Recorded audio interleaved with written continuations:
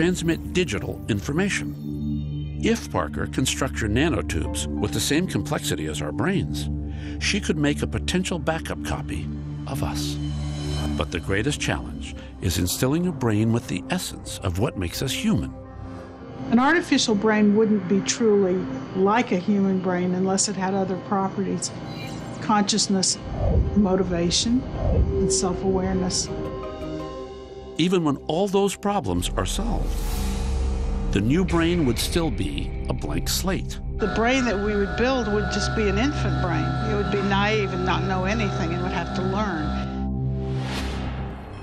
But what if we could transfer the entire contents of an adult mind, memory, life experience, identity, to an artificial brain?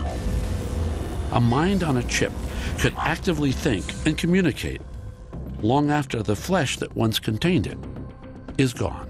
You can imagine how this could help with Alzheimer's and Parkinson's, etc., right up to the point where you're dealing with the biggest type of brain damage that ultimately happens to all of us, which is when our brains simply cease to operate,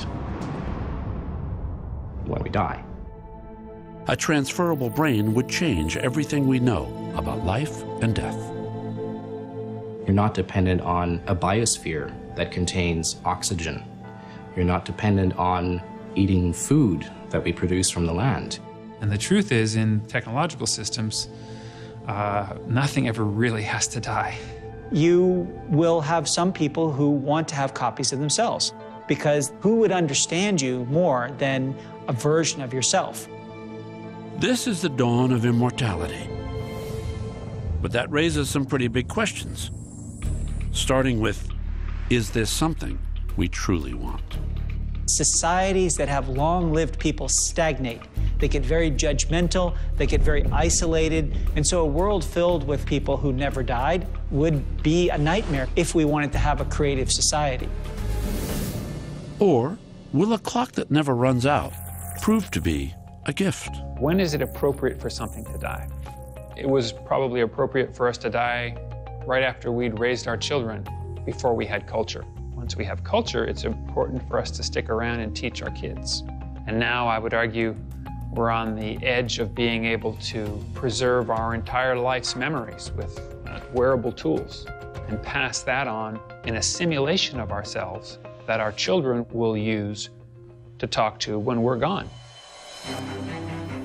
The inevitability of death has been a singular force driving human history. No one wants to be erased by time. So we work and struggle to achieve immortality by leaving behind a trace of ourselves, our culture, our art, our monuments, our love. In the future, technology may offer us a shot at true immortality. But this time, we may actually be around to enjoy it.